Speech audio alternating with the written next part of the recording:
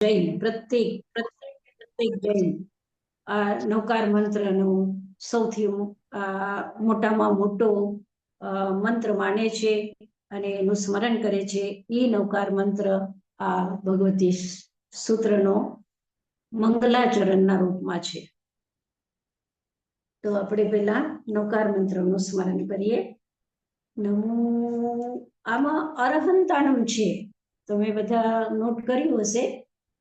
એ અરિહંતાણમ આપણે બોલીએ છીએ ને, પણ આ ભગવતી સૂત્રની અંદરમાં નમો અરહંતાણમ છે.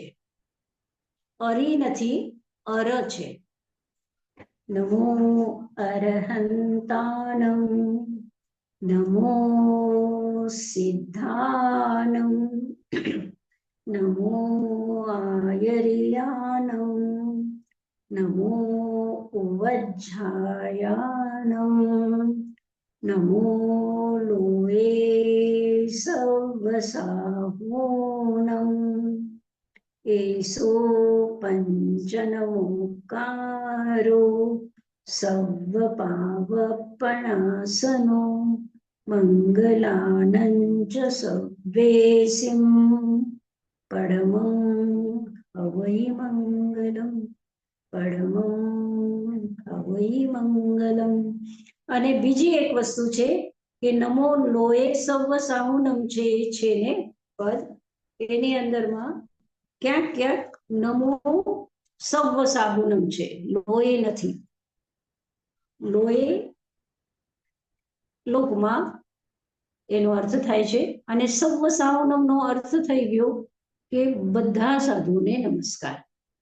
તો લોકો કે પરલોકો કે શું કહો, એ લોએની મતલબ એનો અર્થ આવી જ જાય છે સવ્વમાં. એટલે નમો સવ્વ સાહુનમ, નમો અરહંતાનમ, નમો સિદ્ધાનમ, નમો આયર્યાનમ, નમો ઉવજ્જાયનમ અને નમો સવ્વ સાહુનમ, એવી રીતે પણ પાઠ છે. અને ઘણા બોલે છે, ઘણા ન બોલે, નમો નમો. હા, નમો. અને એમ તો દિગંબર જ્યાં પણ દિગંબરોનો નવકાર મંત્ર લખેલું હશે તો એમાં ન નથી, હણ છે.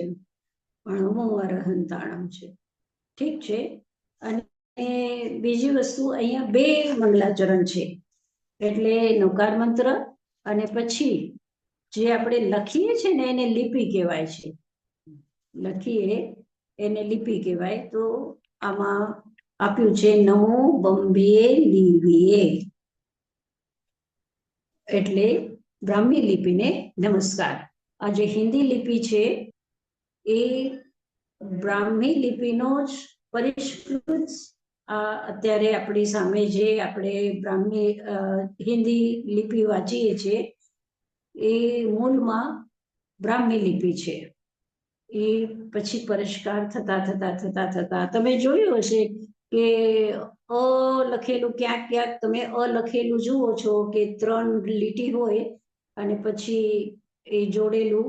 તો અ એટલે એવી રીતે ગોલાઈમાં જે આપણે લખીએ છીએ એવું નથી, ખાલી 3 લીટી હોય અને પછી એને જોડેલું હોય, તો એવું પણ અ હોય.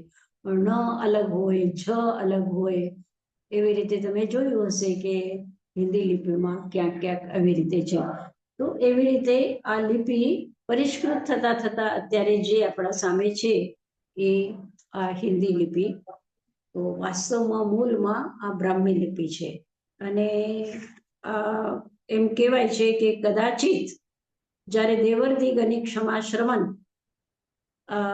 એને જ્યારે લિપિમાં લખે છે, પહેલા તો શ્રુત હતું, સાંભળીને શાસ્ત્ર, એક ગુરુ શિષ્યને અને શિષ્ય પછી પોતાના શિષ્યને સંભળાવતા હતા અને એવી રીતે શાસ્ત્ર ચાલ્યા આવતા હતા.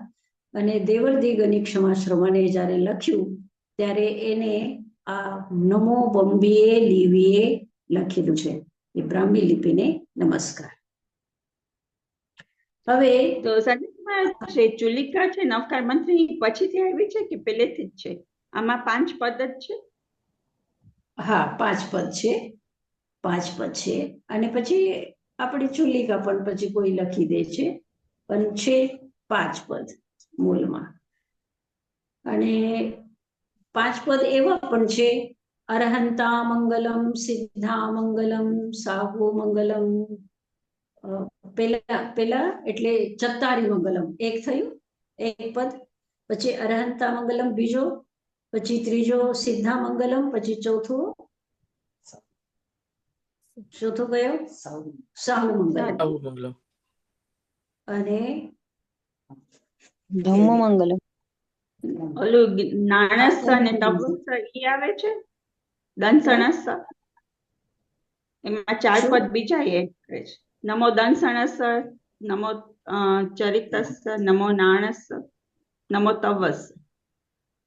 હા, એ પણ હોય, પણ આવી રીતે અહીંયા ચત્તારી મંગલમ એક, અરહંતા મંગલમ બીજો, સિદ્ધા મંગલમ ત્રીજો, સાહુ મંગલમ ચોથો, પછી કેવલી પન્નત્તો, ધમ્મુ મંગલમ પાંચમો.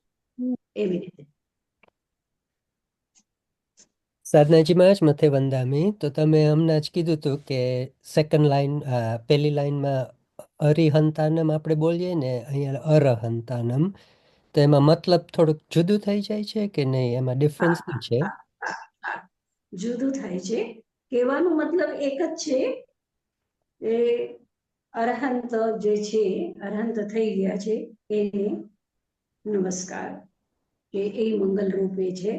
પણ અરિહંતાનો શબ્દ તોડીને જ્યારે અર્થ કરે છે, તો અરિ એટલે શત્રુ થાય, એનિમી, અને હંતા એટલે મારવા વાળા. તો એનિમી કોણ? તો એનિમી છે રાગદ્વેષ, મારવા વાળા અરિહંત. અને અરહંત જ્યારે આપણે કહીએ છીએ, તો એનો અર્થ થાય છે કે જે યોગ્ય છે, જે શ્રેષ્ઠ છે, એ અરહંત કહેવાય. Thank you. અર્થ અલગ અલગ છે. ને બીજો અરુહંતે આવે છે સંજ્ઞામાં. અરુહંત પણ આવે છે કે જે હવે ફરીથી જે સંસારમાં જે બીજ દગ્ધ થઈ ગયું છે, હવે એ પાછું ઉગે નહીં, એ અરુહંત. અને અરહંતનો બીજો એક અર્થ છે કે જેના માટે કોઈ રહસ્ય નથી અને જે રહસ્ય રૂપમાં નથી. એટલે જેના માટે આ સંસાર રહસ્ય રૂપ રહ્યું નથી, બધું એના જ્ઞાનમાં ઝલકે છે, કોઈ રહસ્ય નથી. અને એનું કોઈ રહસ્ય નથી છુપાવવાનું, બધું એકદમ પ્રકટ છે. અરહંતનું કોઈ રહસ્ય નથી. આપણા રહસ્ય હોય ને કે ભાઈ આપણા અમુક ફ્રેન્ડને આપણે કંઈક વસ્તુ કીધી હોય અને એને આપણે કહીએ કે ભાઈ તું કોઈને નહીં કહેતી, એને આપણો કંઈક રહસ્ય હોય છે કે જે બીજાને ન બતાવવાનું હોય.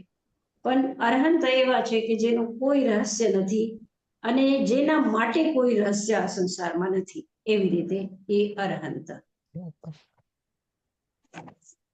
હવે આપણે ભગવતી સૂત્ર ચાલુ થાય છે. અનેક શતકો છે, એમાંથી પહેલું જે શતક છે એના 10 અધ્યાય છે. પ્રથમ શતકના 10 અધ્યાય, એની ગાથા છે.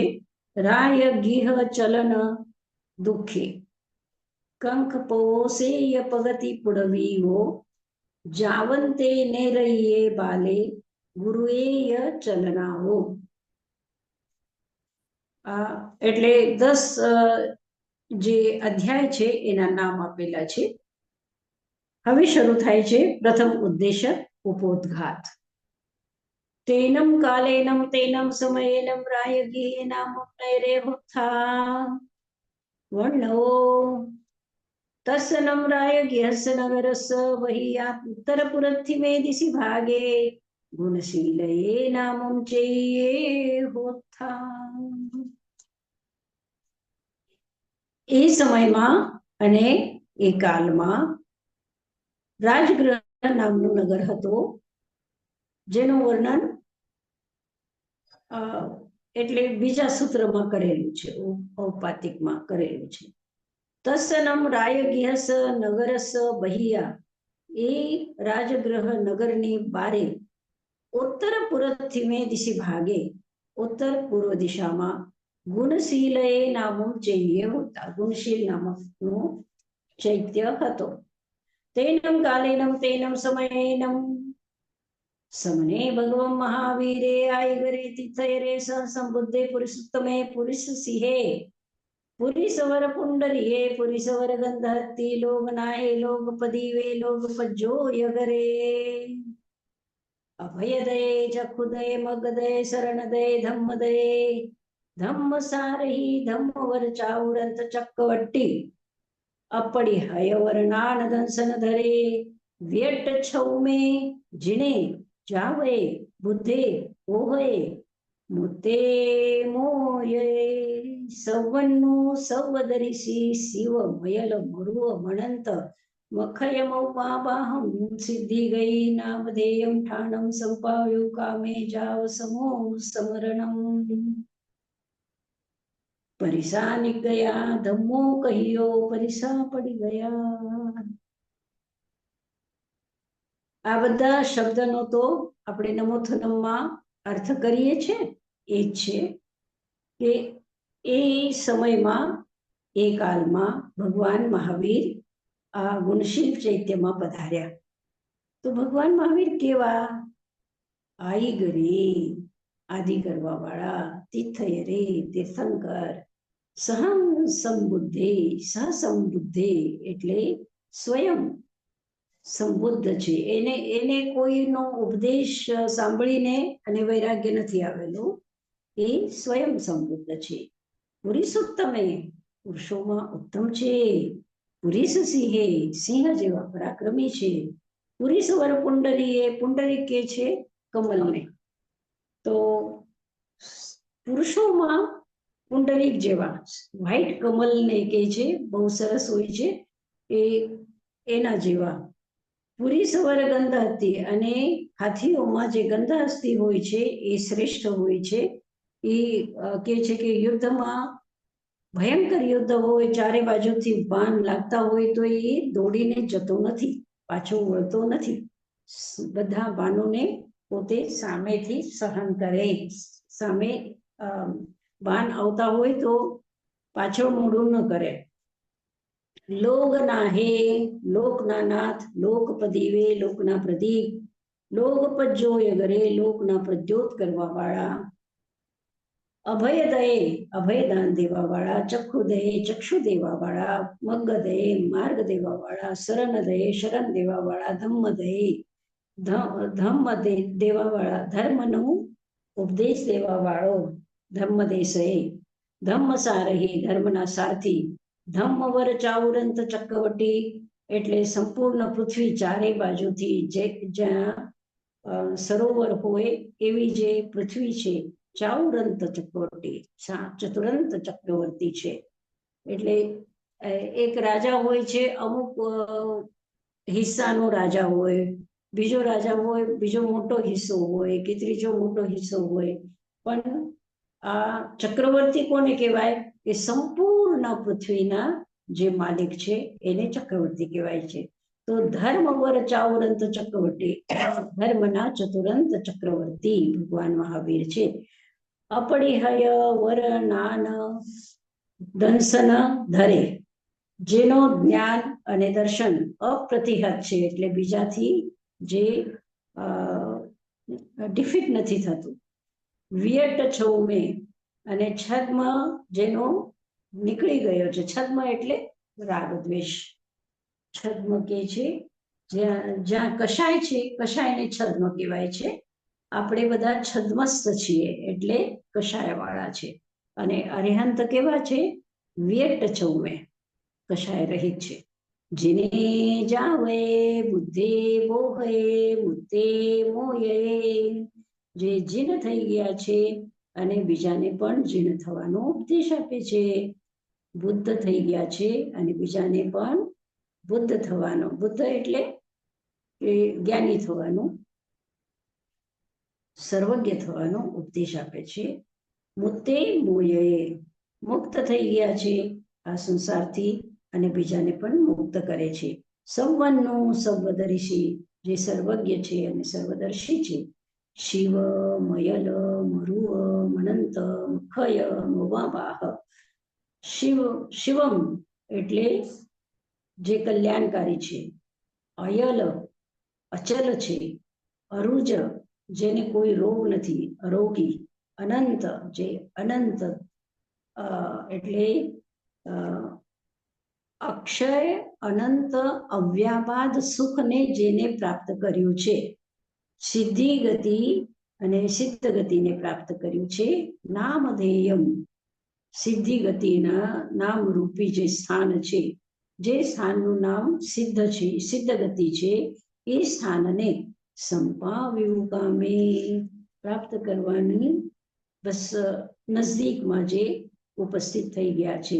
જાવ સમો શરણમ એવા જે અરહંત ભગવાન છે એનો સમો શરણ થયું, એટલે સમો શરણ લાગ્યું. અને પછી આખા રાજગીરીની નગરીની પરિષદા ઉપદેશ સાંભળવા માટે આવી. પરિષા ગયા પછી ધમ્મો કહ્યો, ભગવાને ધર્મ કીધું અને પરિષા પડી ગયા. પછી પરિષદ પોતપોતાના સ્થાને વહી ગઈ.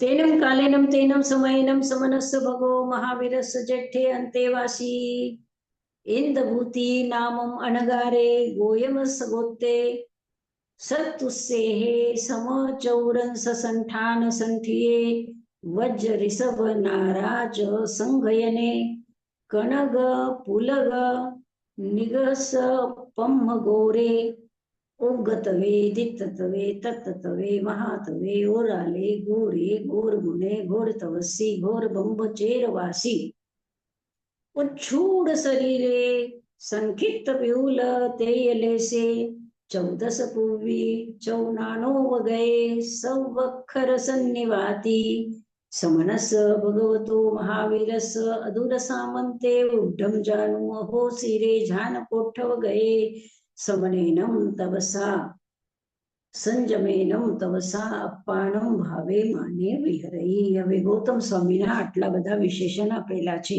એનો શરીર કેવો હતો, એનો રંગ કેવો હતો, એની તપસ્યા કેવી હતી, એ કેટલા ઊંચા હતા, એનો સમચતુરસ્ત્ર સંસ્થાન હતો અને કેવી રીતે ભગવાન પાસે બેઠા હતા, એવું બધું એમાં કીધું છે. उस काल उस समय में श्रमण भगवान महावीर के पास उत्कुट आसन से नीचे सिर झुकाए हुए ध्यान रूपी कोष्ठ में प्रविष्ट श्रमण भगवान महावीर के ज्येष्ठ शिष्य इंद्रभूति नामक गणगान संयम और तप से आत्मा को भावित करते हुए विचरण करते थे. वह गौतम गोत्रीय थे. 7 हाथ ऊंचे समचक्र संस्थान वृषभ नाराज वज्र ऋषभ नाराज संवनन वाले, उनके शरीर का वर्ण सोने के टुकड़े की रेखा के समान पद्म पराग के समान गौर था.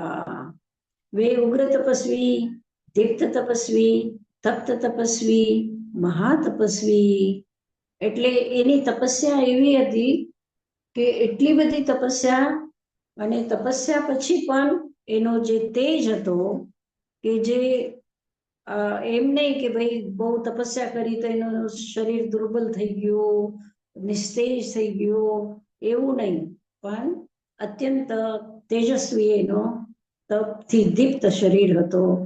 ઘોર તપસ્વી હતા છતાં પણ અત્યંત ગૌર વર્ણ અને ઉત્કૃષ્ટ એનો દેખાવો હતો. બ્રહ્મચર્યવાસી અને બ્રહ્મચર્યના ધારણ કરવાવાળા, શરીર સંસ્કાર કે ત્યાગી, શરીર પર કોઈ સંસ્કાર નહોતા કરતા, એટલે શરીર સારું રહે એના માટે કોઈ જાતનું એવો બારેથી કોઈ કાર્ય નહોતા કરતા, પણ એનો શરીર આપોઆપ જ એકદમ સુંદર હતો. વિપુલ તેજ વ્યાપક તેજોલેશાવાળા હતા અને એ તેજોલેશાને પણ એ ગુપ્ત રાખતા હતા. એટલે એના પાસે આટલી બધી લબ્ધિઓ હતી પણ એ લબ્ધિઓનું પ્રદર્શન નહોતા કરતા. સંક્ષિપ્ત એટલે અંદરમાં એ બધી લબ્ધિઓને અંદરમાં રાખેલી હતી. 14 પૂર્વના જ્ઞાતા હતા અને ચતુર જ્ઞાન સંપન્ના એટલે મતિ જ્ઞાન, શુદ્ધ જ્ઞાન, અવધિ જ્ઞાન અને મનપર્યાય જ્ઞાન, આ ચારેય જ્ઞાનોથી યુક્ત એવા ગૌતમ સ્વામી હતા. તૈનમ સે ભગવમ ગોયમે જાય સડ્ડે જાય સંશયે જાય કૌહલે, ઉત્પન્ન સડ્ડે ઉત્પન્ન સંશયે ઉત્પન્ન કૌહલે, સંજાય સડ્ડે સંજાય સંશયે સંજાય કૌહલે, સુસમુત્પન્ન સમુત્પન્ન સડ્ડે સમુત્પન્ન સંશયે સમુત્પન્ન કૌહલે, ઉઠાએ ઉઠ્ઠેતી. એને સંશય થઈ ગયો. ગૌતમ સ્વામીને એક સંદેહ એના મનમાં આવ્યો, એક પ્રશ્ન એના મનમાં આવ્યો. એટલે એને પોતાનો એ સંશય છે, એટલે એ અંદરથી એને એક સંશય થઈ ગયો છે. એટલા માટે અનેક પ્રકારથી કહે છે. એક તો જાય સડ્ડે કીધું, પછી ઉત્પન્ન સડ્ડે કીધું, પછી ઉત્પન્ન કૌહલે કીધું, અને સંજાય સડ્ડે સંજાય કૌહલે, એવી રીતે. એટલે કહેવાનો મતલબ છે કે એને અંદરથી એવી શંકા ઉત્પન્ન થઈ. શું શંકા ઉત્પન્ન થઈ એ હવે કહેશે. તો પહેલા તો એ શંકા ઉત્પન્ન થઈ એટલે એ ઉઠે છે જ્યાં બેઠા હતા ત્યાંથી અને ભગવાન પાસે જાય છે. ઉઠ્ઠાએ ઉઠ્ઠેતા જેને વસમને ભગવમ મહાવીરે તેને વાગચ્છિતા સમનમ ભગવમ મહાવીરમ તિકુતો આયાહીનમ પયાહીનમ કરંતી તિકુતો આયાહીનમ પયાહીનમ કરેતા વંદંતી નમમ સંતિ નચ્ચાસન્ને નાઈ દુરે સુસમાને અભિમુહે વિનયનમ પંજલિઉડે પજ્જુઆ સમાને એવં વયાસી. અને પછી ભગવાન પાસે જાય છે, ભગવાનને વંદન કરે છે, વંદન કરીને અને પછી ભગવાનના સામે ઊભા રહે છે.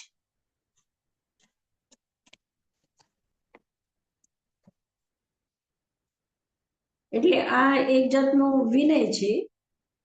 જઈને તરત જ હે ભગવાન બોલો જલ્દીથી મને જવાબ આપો એમ નહીં, પણ ત્યાં ઉભા રહે છે અને પછી ભગવાનને ધીરેથી પછી પૂછે છે. શું પૂછે છે તો બહુ સાદા સીધા પ્રશ્ન લાગે છે, પણ બહુ ગૂઢ છે.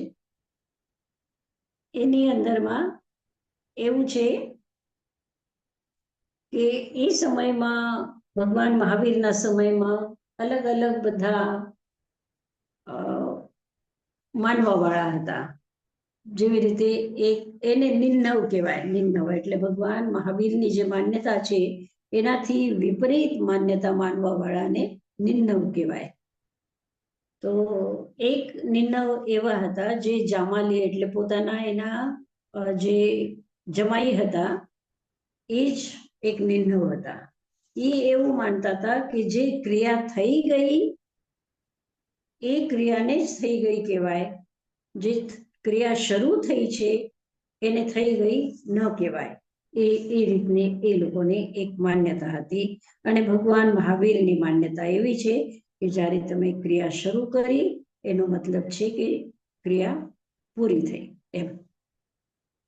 હવે પ્રશ્ન પૂછે છે, સે નૂનમ બનતે ચલમાને ચલિતે ઉદીરિજ્યમાને ઉદીરિતે વેયિજ્યમાને વેય્યે पहिज्यमाने पहिने छिज्यमाने छिन्ने बीज्यमाने भिन्ने डज्यमाने डड्ढे मिज्यमाने मड़े निज्जरिज्यमाने निज्जिन्ने. પછી ભગવાન જવાબ આપે છે, હંતા ગોયમાં ચલમાને ચલીએ જાવ નિજરિજ્યમાને નિજ્જિન્ને. હવે શાબ્દિક अर्थ જોઈ લો. हे बदंत, क्या यह निश्चित कहा जा सकता है कि जो चल रहा हो वह चला, जो उधीरा जा रहा हो वह उधीर न हुआ, जो वेदा जा रहा है वह वेदा गया, जो गिर रहा है वह गिरा, जो छेदा जा रहा है वह छिन्न हुआ, जो भेदा जा रहा है वो भिन्न हुआ, जो दग्ध हो रहा है वो दग्ध हुआ, जो मर रहा है वो मरा, जो निर्जरित हो रहा है वो निर्जीर्ण हुआ। नવો પ્રશ્ન છે.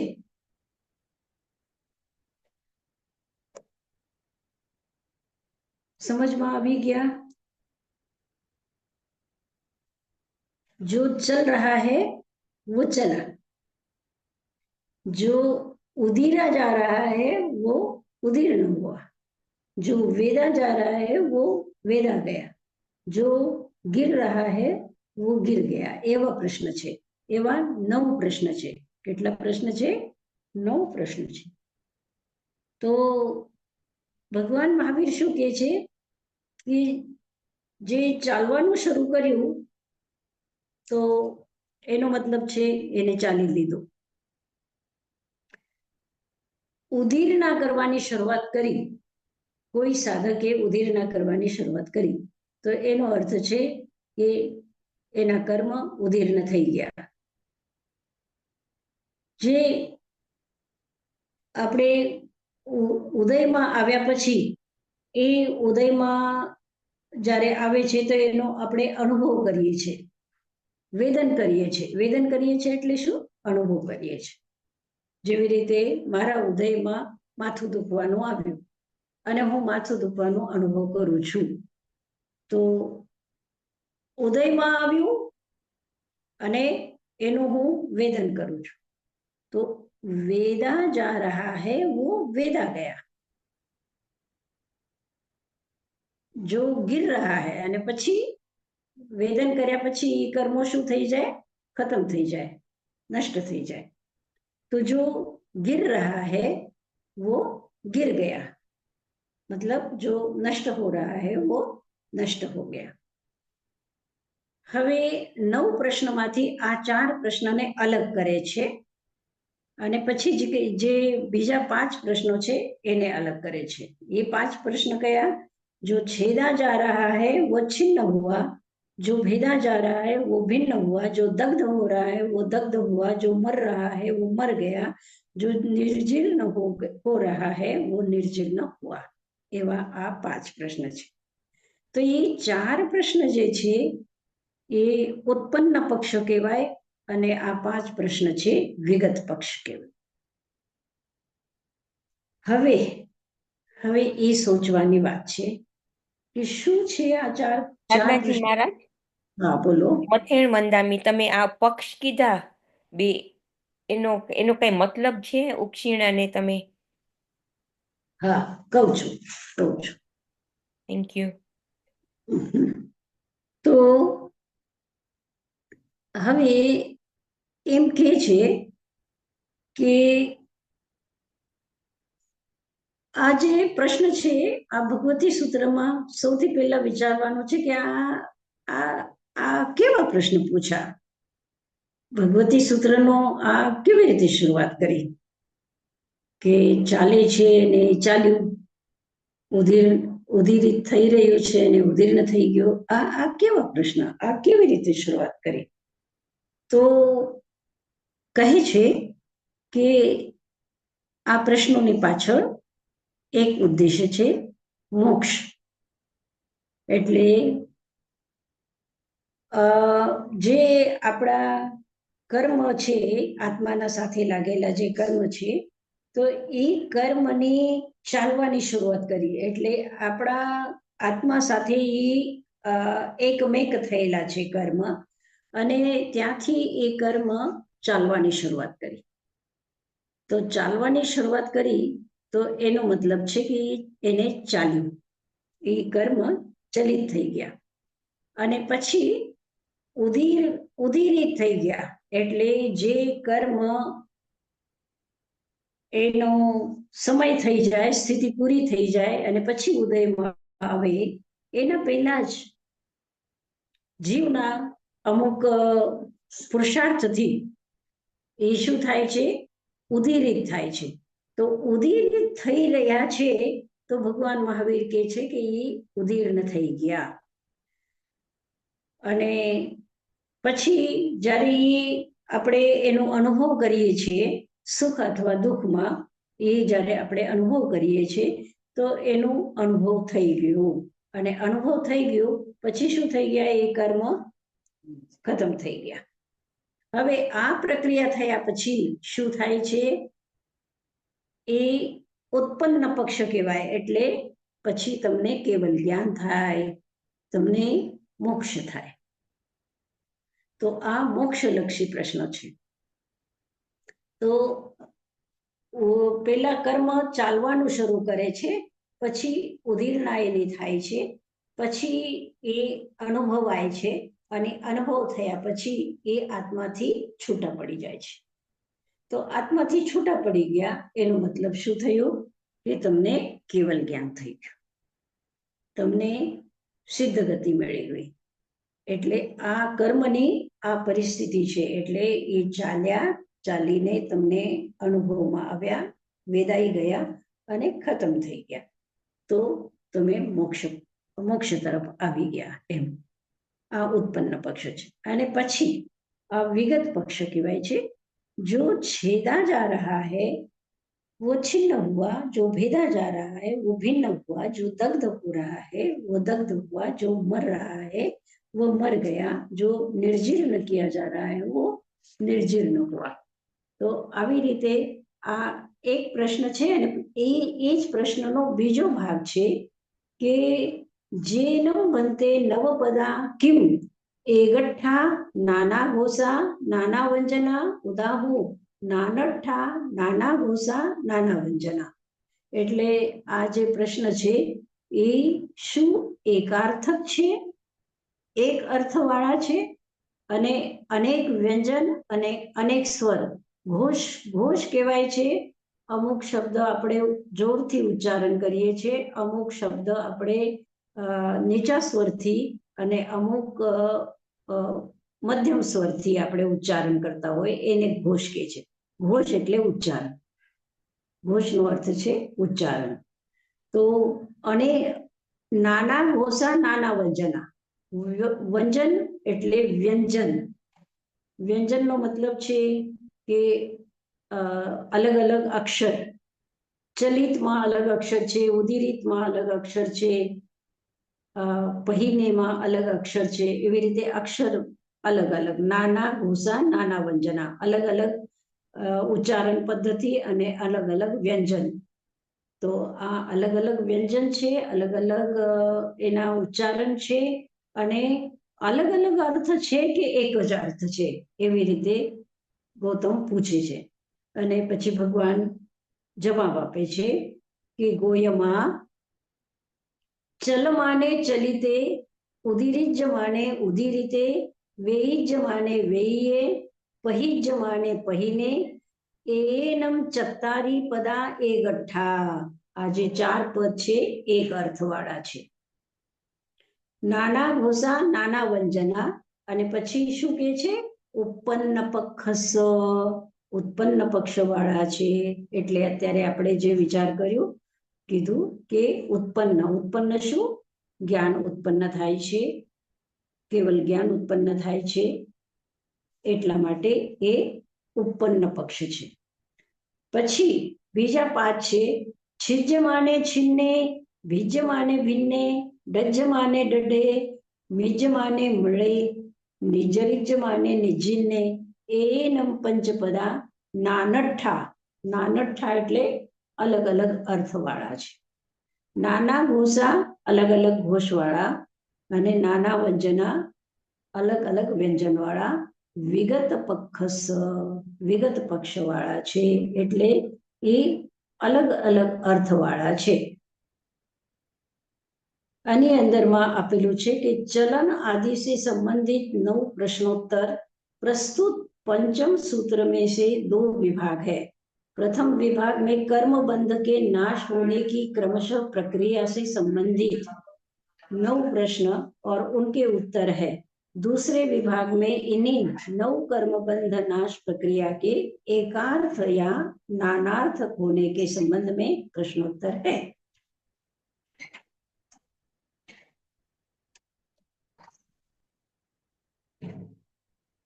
धीरे बोलूं क्या?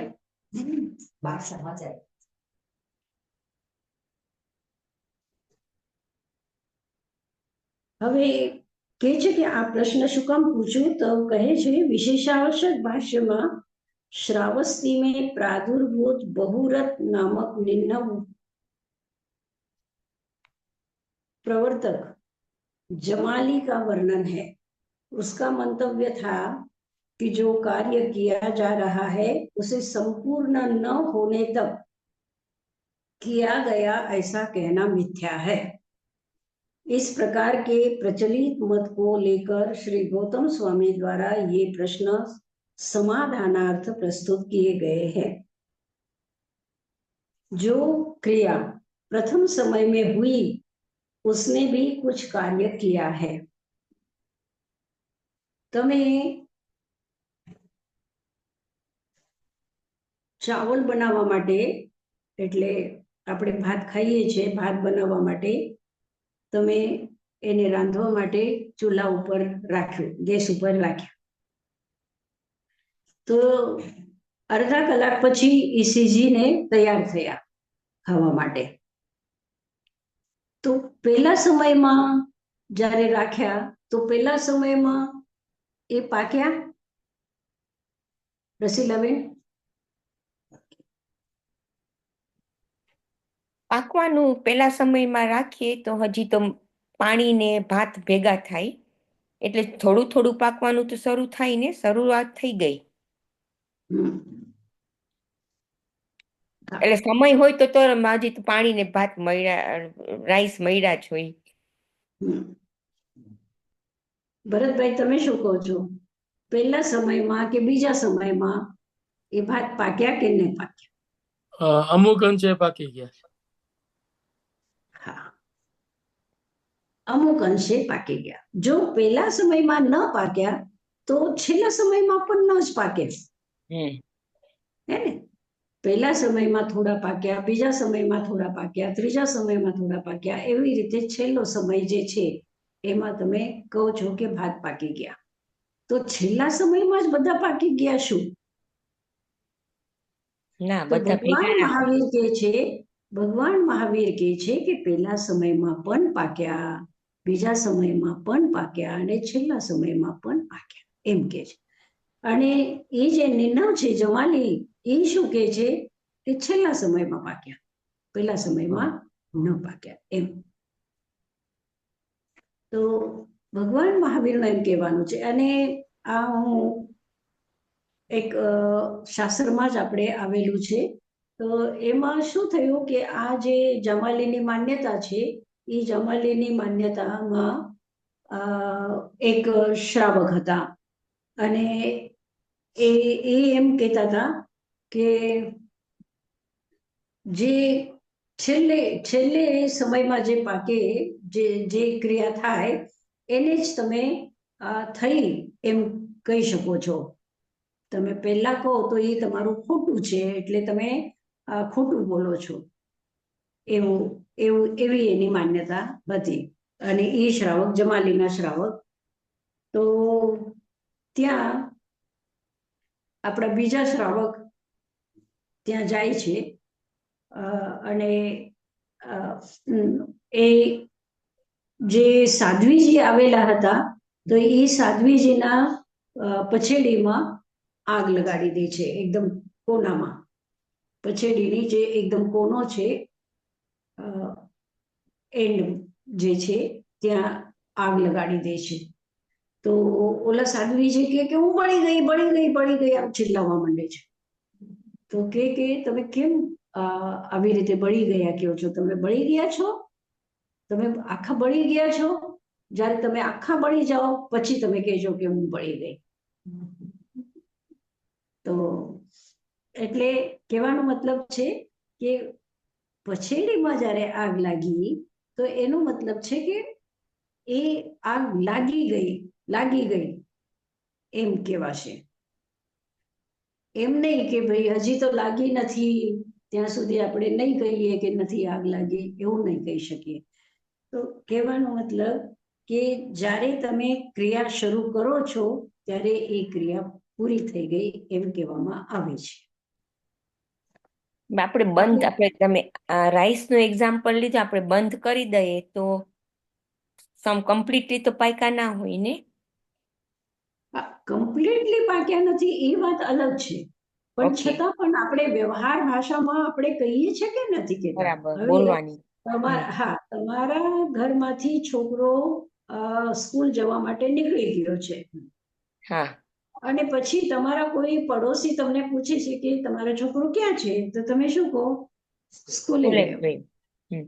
હજી એ સ્કૂલે નથી પહોંચ્યો, તમને ખબર છે કે એ સ્કૂલે નથી પહોંચ્યો, એ 1 કલાક પછી સ્કૂલમાં જાય છે. તમારા ઘરથી એનો જે સ્કૂલ છે પહોંચવાની એને 1 કલાક લાગે છે, છતાં પણ તમે કહો છો કે સ્કૂલે ગયો. તો એવી રીતે આપણી ભાષામાં બધી જગ્યા આપણે આ બોલીએ જ છીએ. હા હા, બરાબર. તો ભગવાન મહાવીર કહે છે કે એ બરોબર છે, એ ખોટું નથી, એ ખોટું નથી. Okay, thank you. અને એ જમાલી એમ કે છે કે જ્યારે પૂરું થઈ જાય પછી જ તમે કહી શકો કે હા, એ જ્યારે સ્કૂલે પહોંચી જાય, બેસી જાય ટીચરના સામે, પછી તમે કહો કે સ્કૂલે ગયો તો જ બરોબર છે. જ્યારે ઘરના બારે નીકળ્યો અને તમે પડોશીને જ્યારે કહો છો કે સ્કૂલે ગયો, તો એ તમે ખોટું બોલો છો. એવું જમાલીની આ માન્યતા છે. સનજમાં જમાલીને સમ્યક દ્રષ્ટિ હતા, પછી થયું કે એને થયું જ નતું? કે ભગવાન કેવળ જ્ઞાની છે, સર્વજ્ઞ છે, એમને તો બધી ખબર હોય. તો જમાલીની માન્યતા જ સાવ ફેર થઈ ગઈ, તો સમ્યક દ્રષ્ટિ હતું કે નહીં? ભગવાન મહાવીર છે ને વ્યવસ્થામાં હતા જ નહીં. વ્યવસ્થામાં હતા ને, વ્યવસ્થા બધા ગણધર કરતા હતા ને. અને ભગવાન મહાવીર તો જાણે જ છે, એ દીક્ષા લેવાના છે એ પણ જાણે છે, અને દીક્ષા છોડવાના છે. ઘણા ભગવાન મહાવીરના શિષ્યો બનીને અને પછી છોડીને પણ વયા જાય છે. તો ભગવાન મહાવીરના જ્ઞાનમાં એ બધું સ્પષ્ટ છે. પણ એ કઈ દંડ વ્યવસ્થામાં નથી કે તું આમ કરે છે એટલે આ દંડ છે ને હવે આમ નહીં કર ને, એવું બધું કઈ ભગવાન મહાવીર નથી કહેતા. સાધનાજી મહારાજ, આમાં કેમ એકદમ આમ ઇમ્પોર્ટન્ટ સિદ્ધાંત છે આ, એનું મહત્વ શું છે આનું? આમ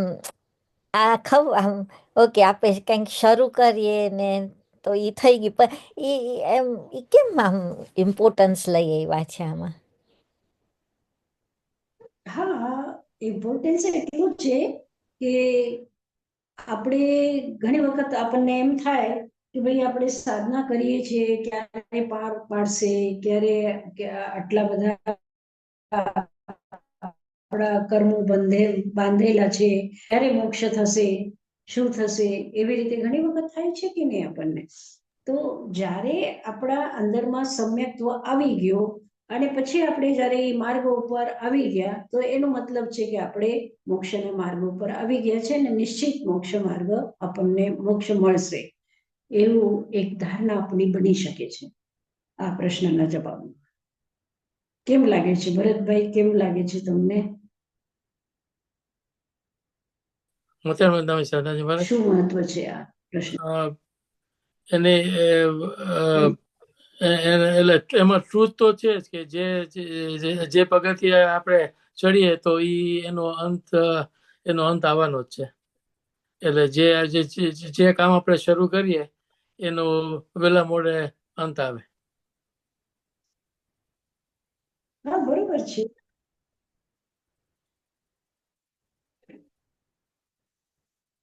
સાધનાજી, આ વિગત પક્ષ જરાક એક્સપ્લેન કરજો, કર્મ સાથે કેવી રીતના છે? હા હા હા, કરું છું. મયુરીબેન, તમે શું કહો છો? હેલો. સદનજી મહારાજ, મથે વંદામી.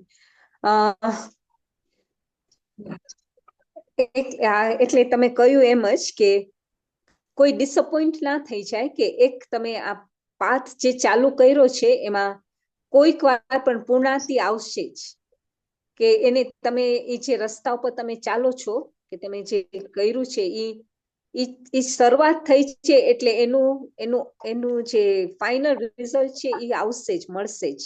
એટલે આઈ થિંક ફર્સ્ટ જ ક્વેશ્ચનમાં, આ ફર્સ્ટ જ વાતમાં એ લઈ લીધું કે કોઈ ભલે એક વન સ્ટેજ ઉપર હોય કે કોઈ લાસ્ટ સ્ટેજ ઉપર હોય, પણ ઈ પાથ બરાબર છે. અને એકવાર તમે ચાવલને મૂક્યું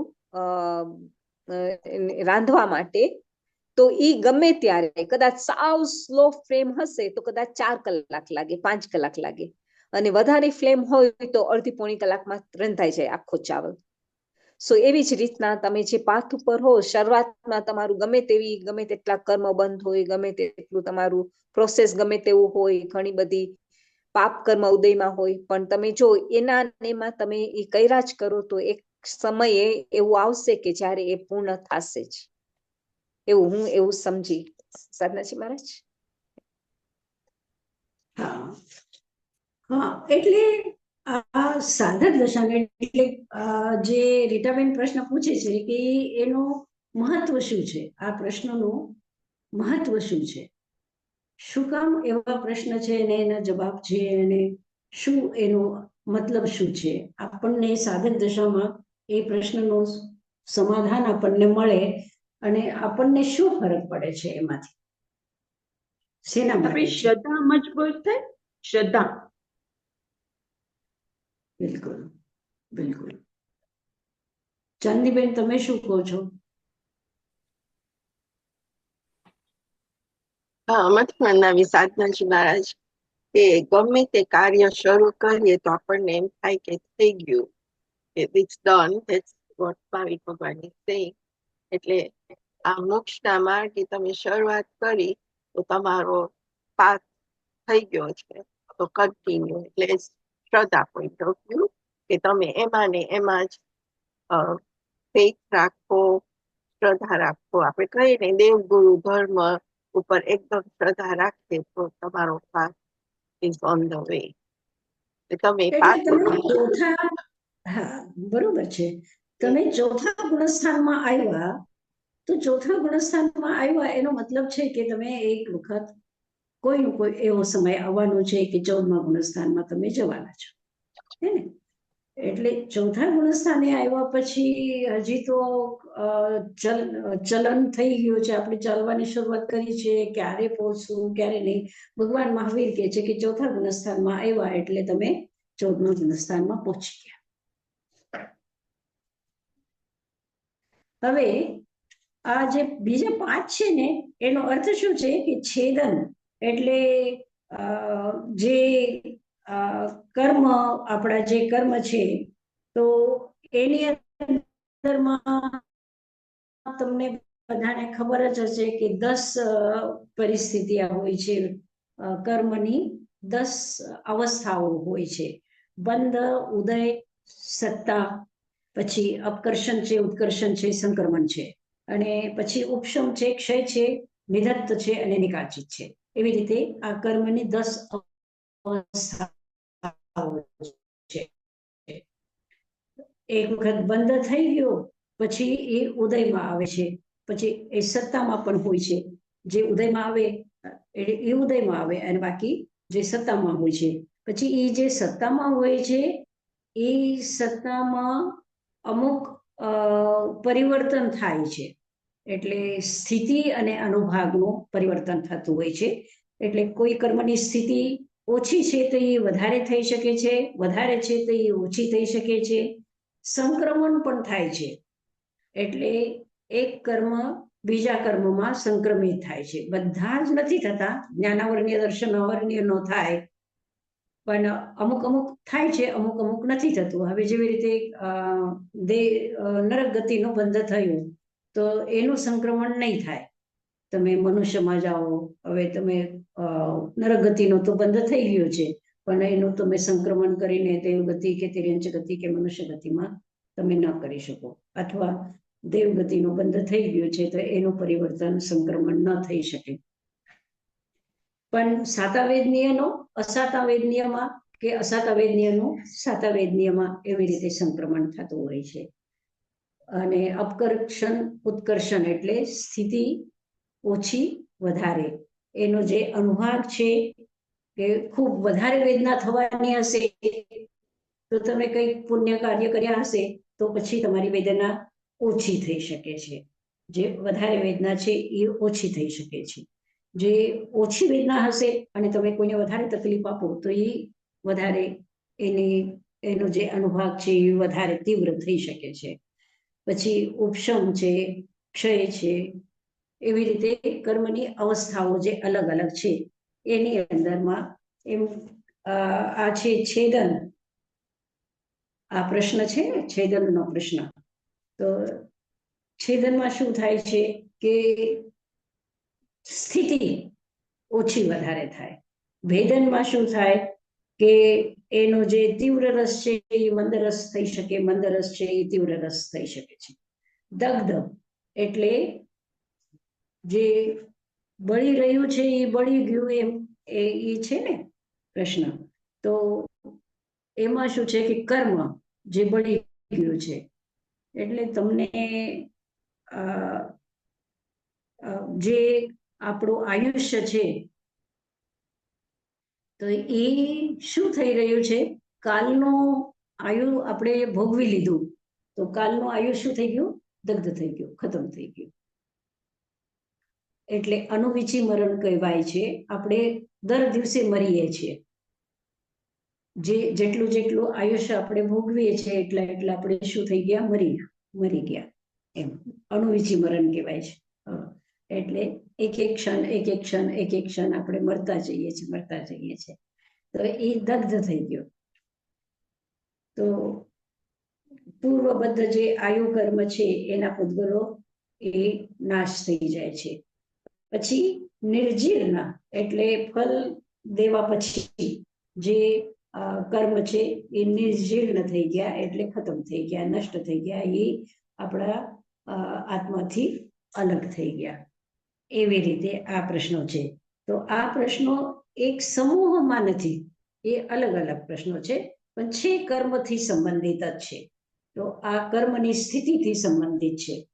તો એમાં કહેવાનો એ મતલબ છે કે તમારા કર્મો એવી રીતે છેદન થાય છે, એનું ભેદન થાય છે, એ દગ્ધ થાય છે, અને એ નિર્જીર્ણ થાય છે. તો છે તો બધા કર્મથી સંબંધિત છે, પણ એ અલગ અલગ છે. ઉત્પાદનો મતલબ છે કે તમારા કર્મ ચલિત થાય છે, નિર્જીર્ણ થાય છે, ભોગાય છે અને ખતમ થાય છે અને તમને કેવલ જ્ઞાન થાય છે. તો એ 4 પ્રશ્ન એ અલગ ક્વોલિટીના છે. અને આ 5 પ્રશ્ન છે એ હંમેશા આ કર્મની અંદરમાં થતું હોય છે. એ થોડા ઘણા અપવર્તન, ઉદ્વર્તન, સંક્રમણ એવી બધું થતું હોય છે. તો એ પ્રશ્નો થોડા અલગ છે, અનેકાર્થક છે. એક તો ઉત્પન્ન પક્ષ છે ને એક વિગત પક્ષ છે ને. તો વિગત પક્ષનો અર્થ એ છે કે એ અલગ અલગ રીતે હંમેશા થતા હોય છે. અને એ થતા હોય છે એટલે થાય છે. થઈ રહ્યા છે એમ નહીં, પણ થઈ રહ્યા છે એનો મતલબ છે કે થાય છે. એવી રીતે નવો પ્રશ્ન છે. છતાં પણ હજી તમે કંઈક વાંચી શકો, કંઈક કરવાનું છે. ઠીક છે. આજે આપણે ભગવતી સૂત્ર આટલું રાખીએ, કારણ કે આપણને આજે શું કરવાનું છે, દ્રવ્ય સંગ્રહ બધાને બોલવાનું છે.